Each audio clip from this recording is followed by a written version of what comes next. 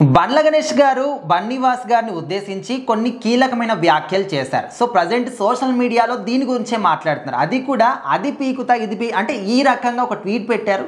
అసలు ఎందుకోసం ఈ విధంగా మాట్లాడాల్సి వచ్చింది? సో ఖచ్చితంగా రీసెంట్గా ప్రొడ్యూసర్ బన్నీవాస్ గారు అయితే స్టేజ్ పైన ఆయన పైన కొంత నెగిటివిటీ జరుగుతుంది, అది ఎవడో నాకు తెలుసు, వాళ్ళకి ఎలా చెప్పాలో నేను సమాధానం చెప్తాను అని చెప్పి మాట్లాడారనమాట. అయితే రాబోయే 4 సినిమాల్లో ఆయనకు ఆపోజిట్గా ఉన్న 3 సినిమాల్లో ఎవరో ఒకరు పనిచేసి ఉంటారని చెప్పి భావిస్తూ ఉన్నారనమాట. సో అయితే ఆయన మాట్లాడిన మాటలు చర్చనీయాంశంగా మారినాయి. ఎవరినన్నారు అని తెలియక చాలామంది సోషల్ మీడియాలో బాగా అసలు వెంట్రుకలు పీకేసుకుంటున్నారనమాట. అయితే మరి మూవీ వచ్చిన తర్వాత చూసుకుంటే అల్లు అర్జున్ గారి ఫ్యాన్స్ ఎప్పుడు బన్నీవాస్ గారికి సపోర్ట్గా ఉంటారు.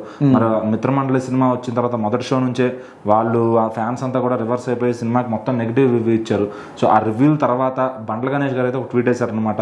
అది పీకుతా ఇది పీకుతా అని చెప్పకూడదు, ఎవరు ఎలా పీకాలనేది వాళ్ళే నిర్ణయిస్తారు, జనాలు చెప్తారు అన్నట్టుగా ఆయన చెప్పడం జరిగింది. వాళ్ళు తీర్మానిస్తారని చెప్పి ఆయన చెప్పడం జరిగింది అనమాట.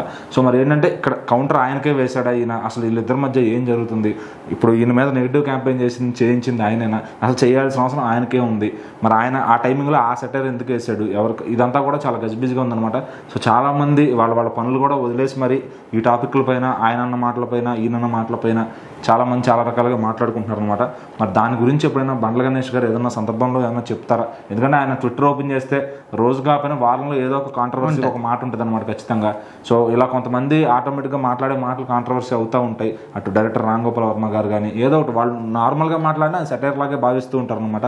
మరి ఈ బన్నీవాస్ గారికి కోపం తెప్పించేలాగా ఆయన పైన నెగిటివ్ క్యాంపెయిన్ చేసింది ఎవరు అనేది ఇంకా ఫైనల్ అయితే కాలేదు. మరి ఆయన ఏమన్నా స్పష్టం చేస్తారా ఎవరైనా ప్రెస్ మీట్ పెట్టి? లేదా బండ్ల గణేష్ గారు ఈ మాట ఎందుకు అన్నారు, ఎవరికి సెటైర్ వేశారు అనేది ఆయన ఓపెన్గా చెప్తారా?